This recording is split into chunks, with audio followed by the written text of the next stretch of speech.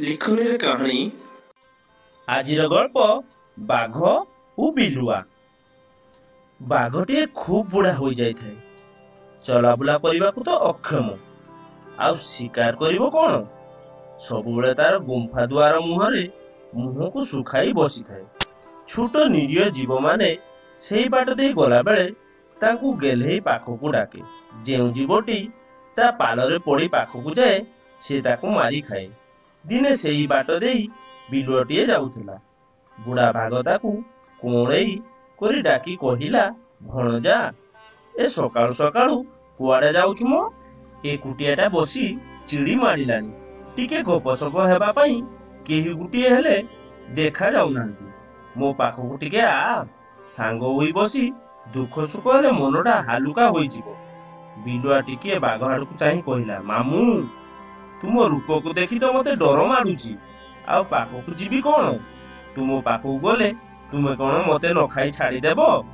ବାଘ କହିଲା, ହୋଇରେ ଭଣଜା, ତୁ ଏ କି କଥା କହୁଛୁ? ମୁଁ ତ ବୁଢା, ଶରୀର ତ ଅତି ଦୁର୍ବଳ, ଟିକିଏ ଚଲାବୁଲା ମଧ୍ୟ କରିପାରୁନାହିଁ। ଶିକାର କରିବାକୁ ମୋର ଆଉ ବଳ କାହିଁ? ପୁଣି ତ ଭଳିଆ ଆଦରର ଭଣଜାଟିକୁ ମାରି ଖାଇବାର ପ୍ରଶ୍ନ ଉଠୁଛି କେଉଁଠୁ? ମୋ କଥା ଯଦି ତୋ ମନକୁ ପାଉନାହିଁ, ତେବେ ଦେଖୁନୁ କେତେ ଜନ୍ତୁଙ୍କର ପାଦ ଏଠି ପଡିଛି। ସେମାନେ ପରା ସବୁଦିନ ଏଠାକୁ ଆସି ମୋ ସହିତ ଦୁଃଖ ସୁଖ ହୋଇ ଯାଉଛନ୍ତି। ବିଲୁଆ ଏକଥା ଶୁଣି ଚାରିଆଡକୁ ଭଲ ଭାବରେ ଚାହିଁ ଦେଖିଲା। ତାପରେ ଅତି ବିନୟର ସହିତ କହିଲା, ମାମୁଁ, ତୁମେ ଯାହା କହିଲ ସବୁ ସତ। ବହୁ ଜୀବଙ୍କର ଯିବାର ପାଦ ଚିହ୍ନ ପଡିଥିବାର ଦେଖୁଛି, ହେଲେ ଫେରିବା ପାଦ ଚିହ୍ନ ତ କେଉଁଠି ଗୋଟିଏ ହେଲେ ଦେଖିବାକୁ ପାଉନାହିଁ। ଏହା କହି ବିଲୁଆ ଆଉ ଟିକିଏ ହେଲେ ପଛକୁ ଫେରି ନ ଚାହିଁ ସିଧା ତା ବାଟରେ ଚାଲିଗଲା। ପିଲାମାନେ କଣ ବୁଝିଲ? ବୁଝି ବିଚାରି କାମ କରିବା ଉଚିତ।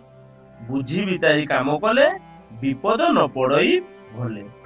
ଦର୍ଶକ ବନ୍ଧୁ, କ୍ଷୁଦ୍ର ଗଳ୍ପ ସାହାଯ୍ୟରେ ଆପଣମାନଙ୍କୁ ଏଣ୍ଟରଟେନମେଣ୍ଟ କରିବା ଏହା ମୋର ଛୋଟିଆ ପ୍ରୟାସ। ଯଦି କୌଣସି ଉଚ୍ଚାରଣରେ ଭୁଲ ଥାଏ ତାହେଲେ ମତେ କ୍ଷମା କରିଦେବେ।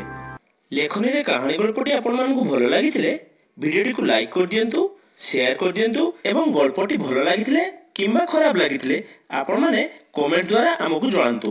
ଆପଣମାନଙ୍କର କମେଣ୍ଟ ଆମ ପାଇଁ ବହୁତ ଗୁରୁତ୍ୱପୂର୍ଣ୍ଣ। ଦର୍ଶକ ବନ୍ଧୁ, ଏମିତି ଭଲ ଭଲ ଗଳ୍ପ ଶୁଣିବାକୁ ଚାହୁଁଥିଲେ ଚ୍ୟାନେଲଟିକୁ ସବସ୍କ୍ରାଇବ କରିଦିଅନ୍ତୁ ଏବଂ ପାଖରେ ଥିବା ବେଲ୍ ଆଇକନଟିକୁ ଦବାଇ ଦିଅନ୍ତୁ, ଯାହାଫଳରେ ଭିଡ଼ିଓର ପ୍ରଥମ ନୋଟିଫିକେସନ ଆପଣ ପାଇପାରିବେ। ଦର୍ଶକ ବନ୍ଧୁ, ପୁଣି ଆଉ ଥରେ ଦେଖା ହେବ ଲେଖନୀର କାହାଣୀରେ ଆଉ ଗୋଟେ ଅଧ୍ୟାୟରେ। ସେ ପର୍ଯ୍ୟନ୍ତ ରହୁଛି, ନମସ୍କାର।